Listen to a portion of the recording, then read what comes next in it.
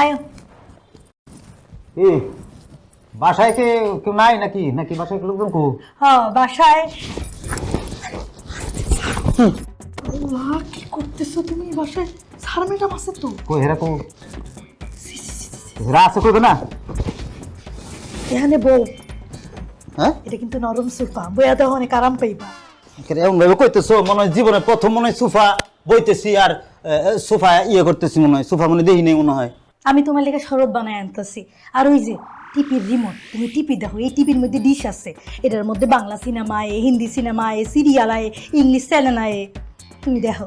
এমন বাইলে কথা কইতেছো মনে হয় এই টিভি আর এই রিমোট আমি মনে হয় প্রথম ধরছি মনে হয়। গ্রামের যে সবুরের দোকানের রিমোট কার হাতে থাকতো, কে চালাইতো, অপারেটর কে করতো? আমি তো অপারেটর ছিলাম তার দোকানের ডিশের। আজ এর কথাবার্তা কইতেছে মনে হয় একেবারে মানে প্রথম আইছি আমি, প্রথম চিনি আর মনে দেখি না রিমোট। এসি কো? হ্যাঁ এসি